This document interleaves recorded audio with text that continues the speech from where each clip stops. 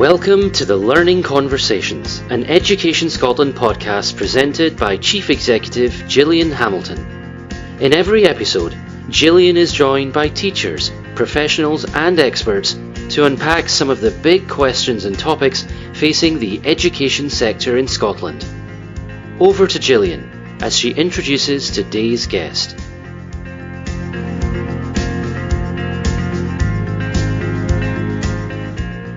Today I'm joined by Lucy Morton. Lucy is Scotland Development Lead for the Parent Infant Foundation, where she works to support the development, growth and quality of specialist parent-infant relationship teams in Scotland. Lucy is also a qualified social worker with over 25 years' experience in the child protection field, and as part of Parent Infant Foundation, she campaigns for the first 1001 Days movement, focusing on the importance of the emotional well-being of babies. So Lucy, a very warm welcome to the Learning Conversations. This work sounds really interesting. Can you start off by just telling us a wee bit more about yourself? And for people who might not know, a wee bit about the work of the Parent Infant Foundation. Yes, absolutely. And thank you so much, Gillian, for inviting me to speak with you. Yes, my background, as you said, is in social work. I was a qualified social worker. Did my training in Scotland and worked in the west of Scotland in different settings for 20 years, and mainly in Glasgow, but also in a hospital setting. And it was quite a powerful experience being a child protection social worker, and it led me to be very, very interested in the development of very young children and experiences of babies and very young children.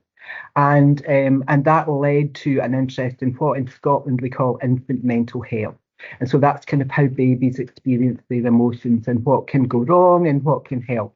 So when that happened, after I left Glasgow, I became a kind of manager in Glasgow and was responsible for quite a lot of decision making.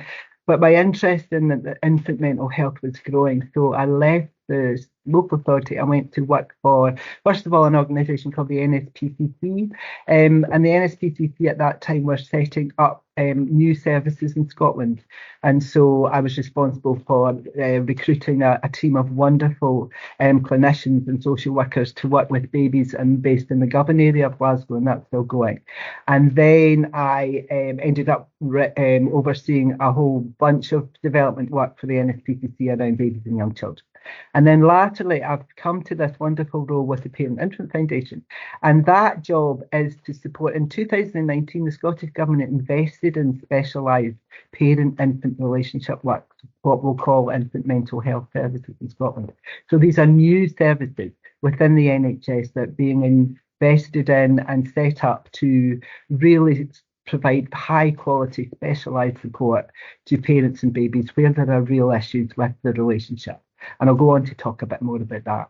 So that's really what the Parent Infant Foundation do. We advocate for the needs of vulnerable babies who may be living in families where their emotional needs are not being met, or where there may be other issues which are preventing a healthy relationship developing. And we support teams of specialists who can work in a really, really intensive and therapeutic way with families to help make sure that the environment for the baby is safe and nurturing as possible. So we do campaigning work and we do this kind of service development work where we're working with the NHS and other service providers to grow their expertise in their services. That sounds, again, I said earlier, I'm really looking forward to hearing even more about that. That sounds really interesting, really rewarding, but also really important. You know, listeners will know and understand the absolute importance of early intervention and supporting babies right from the outset. Can I come back to your early career, because you started in social work, you said. That's right. Working with communities facing challenges in the west of Scotland. That's where I've lived and grown up, my entire life. What did that early career learning and experience give you in terms of insights into child development? And how has this informed the work that we'll go on to talk a wee bit about? So focusing on your early career first, what did you learn through that? That's such a good question, and it's something I've reflected on. Basically, when I was what we call a baby social worker, when I first qualified as a social worker, my training was generic. So we got good training. You know, it was a postgraduate training, but it was trying to cover all the problems and issues that can happen for people in their life course, so from infancy up to old age. You know, so there's a huge amount of information thinking about social problems, thinking about oppression, thinking about things like poverty, and different ways that you can help people in different organisations. So there was very little, you know, there was a small amount of teaching about child development, but it was quite general. So when I first started as a social worker, you know, I didn't have any kind of specialist knowledge about babies or how our parents and infants work. And at that time, I didn't have children of my own either. So, you know, my understanding was fairly limited. But because at the time I started as a social worker, you know, and still is, you know, there is high need in Scotland, in particular in some of the cities, for social support, you know, and people do have quite complex issues and things like trauma that sits in families and kind of affects relationships. So I would be going into families which felt just very, very complicated. There was a lot going on. The parent might be quite distressed or might have some kind of addiction issues, or, you know, one of the parents might be in prison, and the children would have a whole range of problems. But what tended to happen as a social worker is you would have to respond to some of the more immediate problems that the older children had. You know, like an older child might not be going to school, or a 13-year-old might be getting in trouble with the police, and so that would tend to be, as a young social worker, what you would kind of respond to. And even then, I remember seeing babies and thinking things, you know, just getting a feeling inside of me, there's something not quite right, and the baby's just not getting a lot of attention, or it's just looking quite sad. But I didn't at that time, you know, at the very early stages of my career, really have the skills and knowledge to make much sense of that, you know, and what might be happening for that wee baby. So the next significant thing is I actually went to work in York Hill Hospital as a social worker, and that was the kind of more extreme end, where it really hit home to me how vulnerable our youngest children are in terms of child protection system. You know, we'd have babies coming into hospital that might have been shaken quite seriously, or might have broken bones, and even babies who had been sexually assaulted, that can happen. So I was suddenly aware of, you know, the extreme vulnerability of babies and how important it is, you know, to really try and make sense of what's going on in families for babies as well as for older children. So that was quite formative. And then what happened was I went back and worked in communities in the west of Scotland, and I was becoming more knowledgeable. I'd done more postgraduate training around child development and infancy, and learning about things about attachment. But then I was a manager, and what we did at that stage, we were looking at, there were children at that time in Glasgow, you know, who weren't doing very well. They were in the care system for a long time. They were maybe not settling in foster placements. They were having really quite serious mental health issues, and we couldn't get them settled into permanent placement. So what we did was kind of look back and try and think, are there any stages of this work that we've been doing with these children? We could have made better decisions. And what we found was most of those children we'd known since very early childhood. You know, we'd known, and it really hit home, gosh, we're not doing, you know, getting something wrong. There's something not happening at a much earlier stage that we could be doing much better for those children.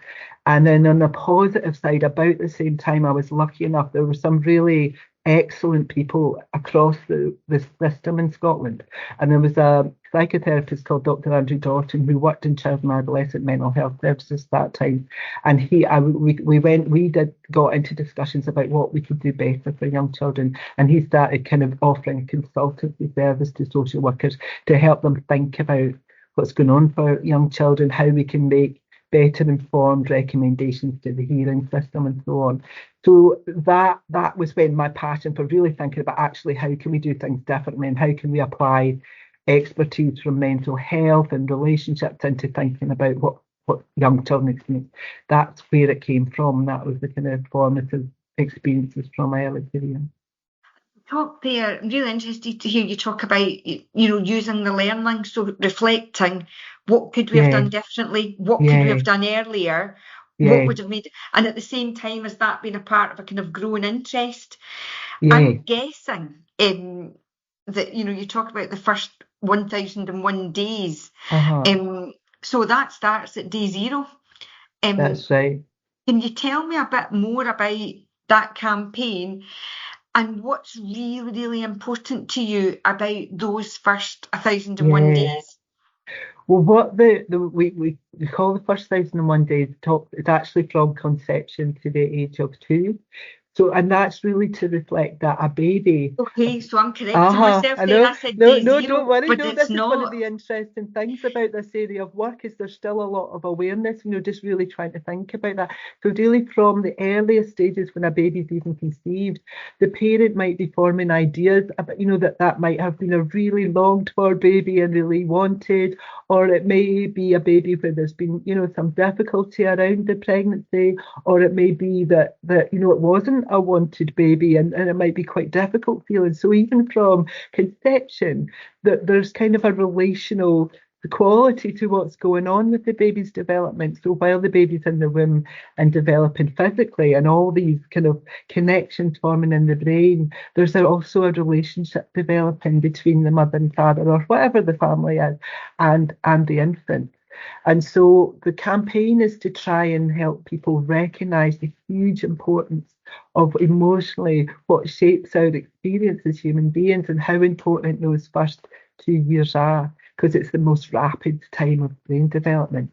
And then the actual first 1001 days movement is mainly a south of the border movement where we are planning to start our own Scottish version, but it's a coalition of mostly charities and other organisations who are interested in how we support families better in those days, and both with kind of general provision in communities and other types of services for parents, but also these more specialist services, as well as highlighting issues like poverty and inequality, which affect families' lives.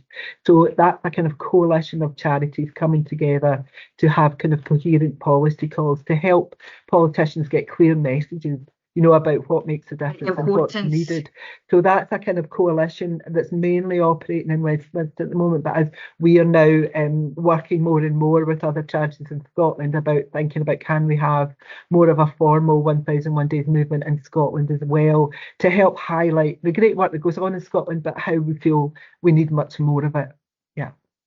That aligns, actually. I've got lots of questions already, Lucy, but that aligns with very much the Scottish Government and the First Minister's mission just now around whole family wellbeing. Absolutely. And the importance of that being central for us as a country. You talked here about a coalition. Will these be charities and organisations that work directly with parents and carers, but also with babies?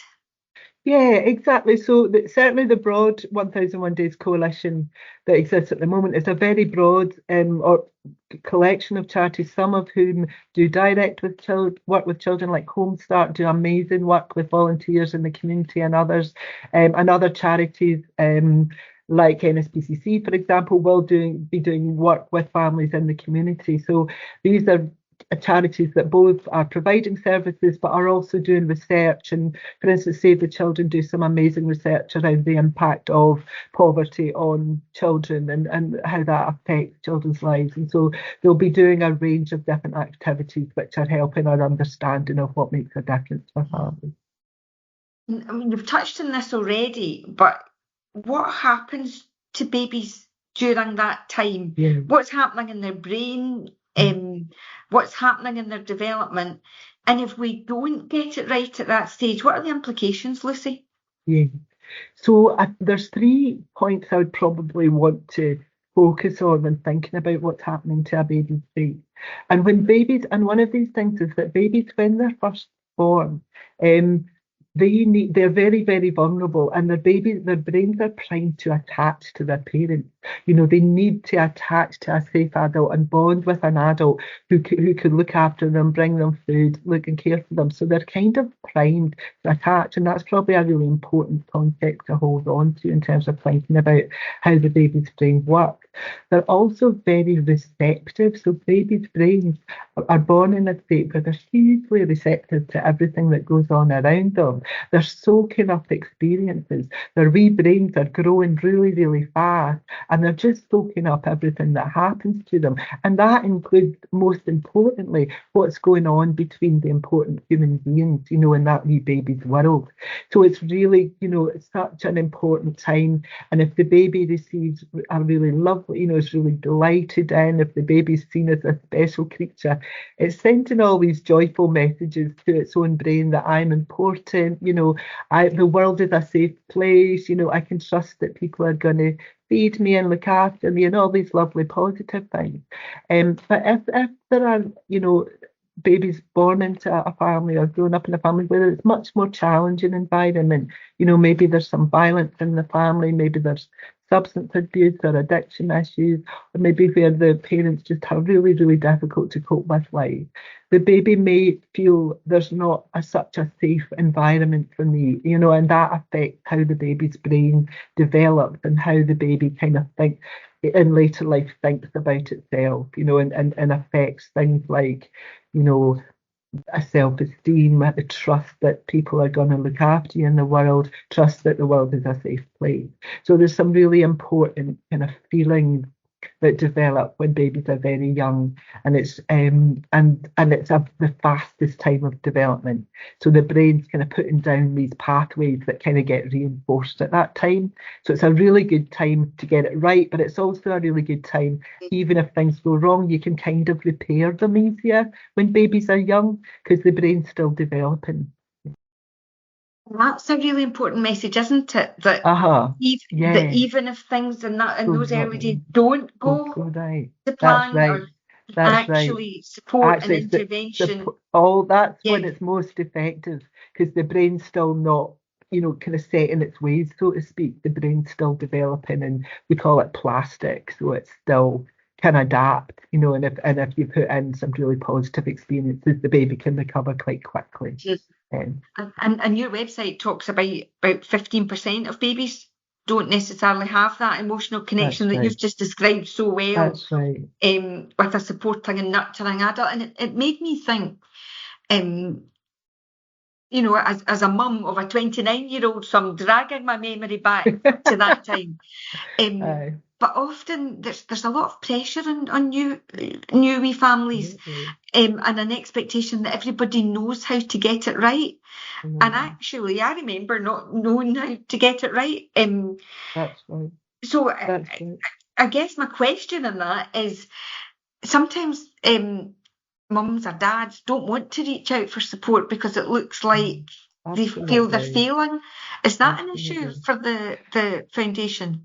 It's a really important issue, and I think it's something as well, coming from a social work background, I'm really aware of, is how difficult it can be for parents to acknowledge the feelings that are going on inside them if they're feeling a bit overwhelmed by their baby, and also maybe admit to people around them, maybe particularly help with social workers, that can be quite scary to admit.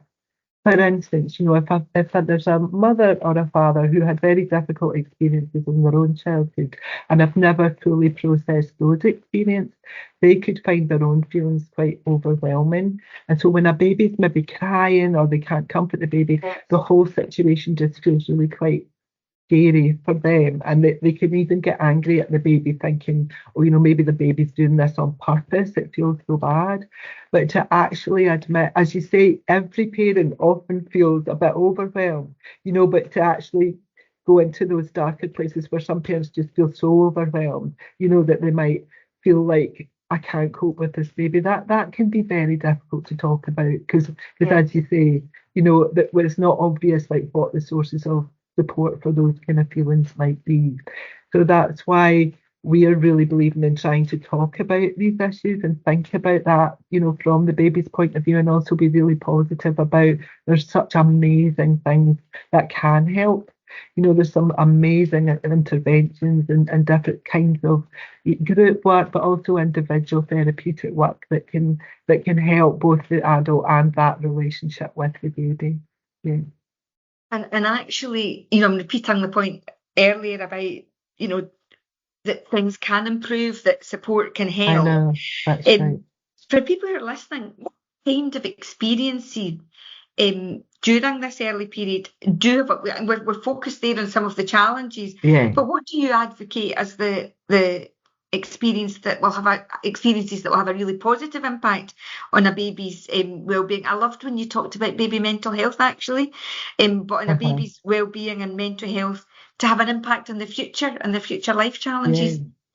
Well, what we know is that, babies are born with huge emotions, and I think as human beings, we kind of learn, ideally, we kind of learn to manage our emotions, don't we, as we get older? And sometimes we can still get these really strong feelings of anger or upset or sadness. But ideally, if a baby's getting lovely, feedback from its parents, it can help to kind of think, oh, it's okay, I can be sad or I can be angry, but something will come and help me manage those feelings. There's a safe person that's going to help me realise I'll get over this and life goes on. And it doesn't, what we say as well is you don't have to be perfect as a parent. Every parent gets it wrong, but what's also really healthy is for parents to be able to kind of acknowledge, that wasn't ideal what happened with my baby, but then it can make it up and kind of show that relationships can be repaired. That's a really healthy thing as well. Yeah. So, and another thing is babies just being seen as their own personality, to be understood and think somebody sees that I'm a special little thing. That's a really lovely thing to experience as a baby, and it's a really good, it helps with relationships as you get older. It helps you kind of just basically trust the world and feel you've got a place in the world. So it affects so many parts of our lives, what happens when you're a baby, and both can go right, but also some of the problems that can develop when that's not always there, Yeah. Lucy, one of the things that we often talk about in education is the effect of COVID.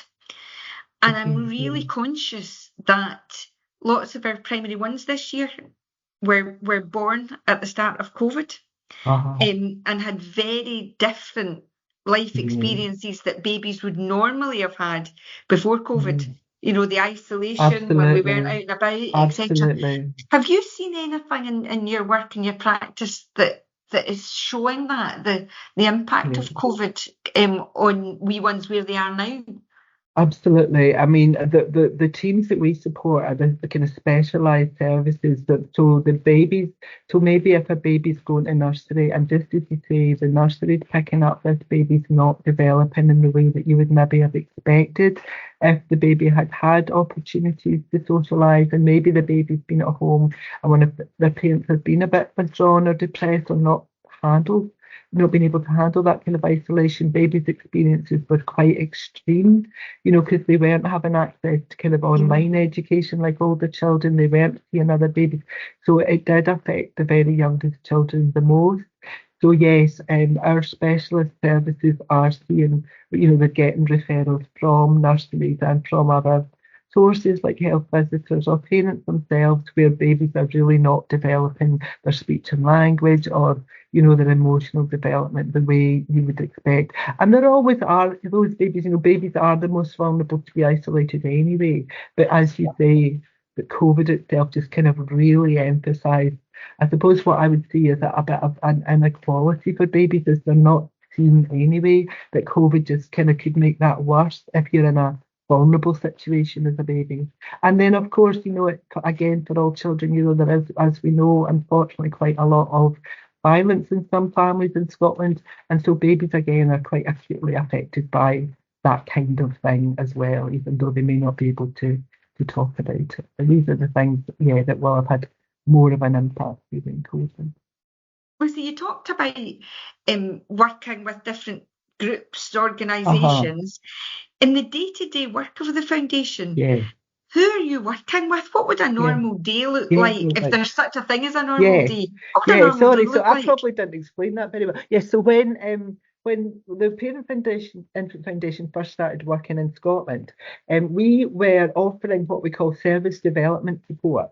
So there were 4 teams, big multidisciplinary teams, the fantastic teams already started in Scotland, and we were kind of offering a network of support for those teams, and also the very new services in all of the other health boards. And some of the more remote health boards, like Orkney, Shetland, the Western Isles, some in the borders, and that, they only have quite a small amount of resource that they could offer for this kind of specialist work. So we would be supporting individual health boards think about what they might be able to offer, but also bringing together all the what we call the lead clinicians. So whoever was responsible for setting up those new services, we bring them together in what we call the Scottish Infant Mental Health Development Community, and everybody comes together and talks about how things are going in their different health boards, and how learning from each other about different ways of working with families, different ways of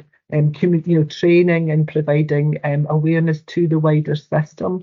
And these are the kinds of things that we're doing, is just bringing people together, making sure people can learn from each other, and then trying to start this kind of campaigning work as well, so that we can influence the government to keep investing in this type of resource. You talked there about health boards and multidisciplinary teams, and I think folk working in education really value that multidisciplinary team focus. Do you do work directly with schools or early learning settings? Yeah, so our focus is very much on, as we say, kind of pre-birth to age 2, and that's what our because there's such that there traditionally have been so few resources for very young children. That's where we're focusing on. But it's absolutely, if very young children are going to nursery or going to kind of early education establishment, and education workers and early years workers are worried about children, then if you've got an infant mental health team, and most of the bigger health boards do, that would be somewhere you could go for advice, for consultation. And then if it looks like there really is a serious problem with the way the baby's emotional development is looking, then they could provide direct therapeutic support for the family as well. And in fact, one of the teams in Lanarkshire, there's an early years worker that's actually in the multidisciplinary specialist team. So she's a really brilliant person who can liaise with the early years centres and kind of provide that kind of advice and liaison really between early years staff and these teams. But certainly another thing we're very much kind of aware of is that the community CAMT, which is the Community Children and Adolescent Mental Health Services, they've got a remit to work from 0 to 18, but they very rarely work with children under 5. So it's something else that we want to kind of raise awareness of, is the needs of those children in that 3 to 5 age range. And maybe, would be very interested if there is anyone in education that felt they could help us think about campaigning for that age range as well, about their needs, because we know that when children had kind of toddlerhood and before school, some problems can really emerge at that stage as well. Yeah. I'm sure we could arrange a follow-up chat. I always think, because the podcast never enough time to talk about all the things you want to talk about, but a follow-up chat to think about what could that look like, and who would we want round the table to have that conversation. And I have to say, there's some amazing work being done in early years, with kind of nurturing approaches and different ways of thinking about children's attachment relationships. There really is some quite inspiring work being done in education. So absolutely, we're a small charity, but we absolutely want to make links with everybody who's interested in this area. Yeah. I was struck by one of the first things you said, actually, was about looking back and thinking, what could we have done differently? Exactly. And you're right, there's the focus on nurturing approaches in Scotland, the real increasing interest and expertise in things like play pedagogy, into early years settings and through into primary. And then just thinking, what more could we be doing in the early stage, really early stages, to support into that space? You said there that, you're small charity, you want to do more. If you had a magic wand, what more would you want to do? What would you want to see happening? I know you talked about growing the movement, but what more would you want to see happening for babies and infants in Scotland? Well, I see it at the kind of 3 different levels. I think for me personally, I would love to see a lovely kind of family centre, early years centre in every community in Scotland. Because we're lucky, again, it's really exciting in Scotland. We've got this children's rights agenda. We've incorporated children's rights into Scottish law, and that affects babies and infants as well. So I think there are real opportunities to be thinking together, in different parts of the system, is how could we create something so every baby in Scotland has somewhere to go, because older children are seen at school and they do have other opportunities to talk. And I think if we could focus on really thinking about what could be those kind of lovely, warm, welcoming places for families where parents could have support, if they're struggling, it's non-stigmatised, and there could be a range of help available. I would think that would be my wish for every community in Scotland. And then obviously, the other thing, I think you asked me about what makes a difference for babies and infants, and we know for all children of all ages, what can make a difference is that very special adult. It could be a teacher, it could be a relative that does take an interest in them and does see them as a special wee person, if they're not getting that at home. And I think that's what I would want for all children, is they've got some special person that sees them in that way, and I think that's what when we, our system around GIRFEC, that's what we're aspiring to do, aren't we? We're aspiring to make sure that we're not missing wee ones, and that if there are things going wrong, that somebody can see that wee one and advocate for their needs. And then in terms of what our primary purposes as an organisation is thinking about the very special, where things have gone really wrong and we're trying to prevent children coming into care. I would want an expansion of the wonderful work we're doing in Scotland in infant mental health. And we've also got some kind of world-class academics. We've got Professor Helen Minnis at Glasgow University. We've got Professor Josephine Ross at Dundee University doing amazing research into infant mental health. So we've got the start of something really exciting in Scotland, and for us it's also about joining up, people that are interested in this area and thinking about what can we do together with research, with what we're learning about in our practice with families, and how we then influence our governments and our policymakers to keep getting better, about how we approach these issues. And sometimes in Scotland, we're not as good as we could be about shouting about really good and innovative practice. Exactly. If we've got and we've got amazing, absolutely, something we really about do, shouting and we should louder. be proud.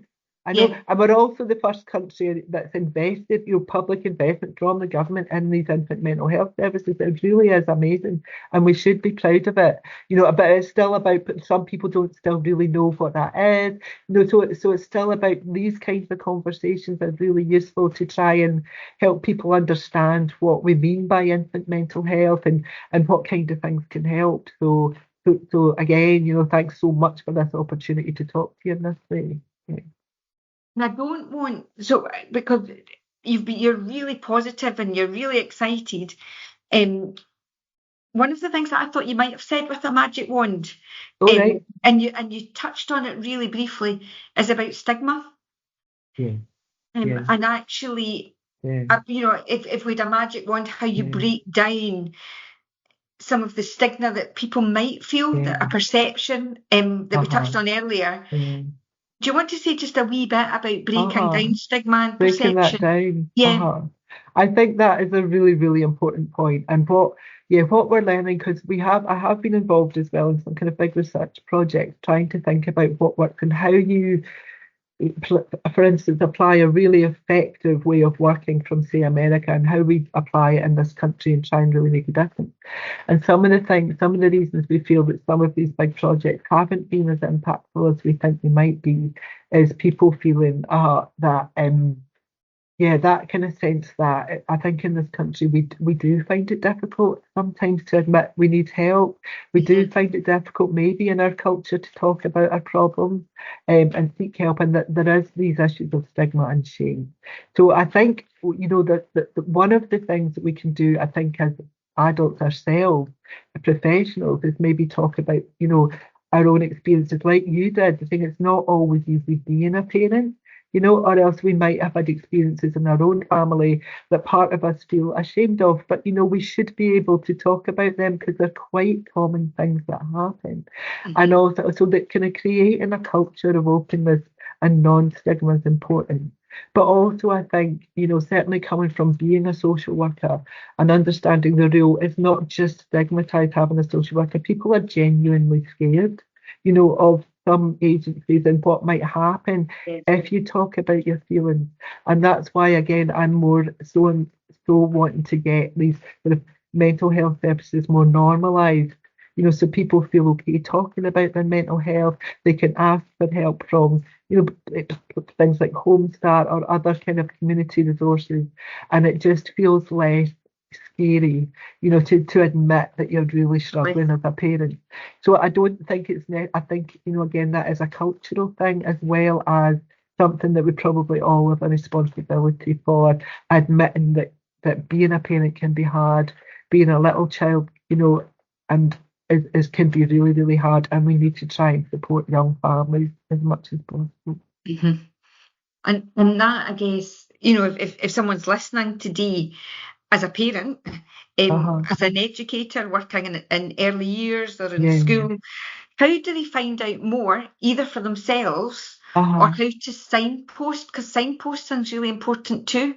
So how to find out more for themselves if parents are listening, but if you're someone who supports parents and infants, where do they find information for more? Well, please do visit our website, the Parent Infant Foundation website, and that gives information about all the kind of the services I've been talking about. So the specialist parent-infant relationship services, the infant mental health services in Scotland. So if you're working with families in an area, you'll see the main contact person that you could, if there is more information needed about services within your area. But otherwise, if people just want to get involved in supporting families, as I said before, Home Start do amazing work. People might want to get involved in their work. But also, the other level, if people are interested just in the concepts around infant mental health, Glasgow University are running a master's programme in infant mental health, and they offer kind of micro credentials, which are free, so people can sign up for and kind of learn a bit more about the science of brain development, about how emotions develop and some of the issues that we've been talking about today, and can do kind of little modules. And in the end, if they want to go on and do a kind of a master certificate and a master's, if they want to take that forward in their career. And actually, I had a look at your website before we had our conversation today. I did, and there was so much on that I didn't know about. You've got links to resources, publications. That's really right. Interesting research, actually. So, clearly research based. So a wealth of information available on the website. And I'm not in commission here, Lucy, clearly. But you've got a real range of information available for folk who are looking to find out more. Join. And if you want also, if you're really interested, and we've got even more people can join what we call our network. So if you're involved actually in working in this field, we've got even more information available and things like webinars and so on. If you want to join our professional network, you could write to us about that as well. That's great. I'm going to ask you one last question because I'm really conscious of time, and I know I always say this, but I know we could talk for so much longer. You talked about the movement largely being in England just now, but a real willingness to bring that to Scotland. What's next in that space then? What's next is, so again, we've been really fortunate as a third sector organisation in Scotland in obtaining 3-year funding for this work. So I've been able to kind of consolidate my role, and we've also been able to recruit a public affairs and policy manager for Scotland who's called Nancy Gregg. And Nancy started with us in October, and so she's been starting to do, as you'll know, there's Scottish parliamentary elections next year in 2026. So Nancy at the moment is focusing on speaking to a range of organisations in this space, trying to develop some coherent messaging as for a manifesto for babies for the 2026 elections.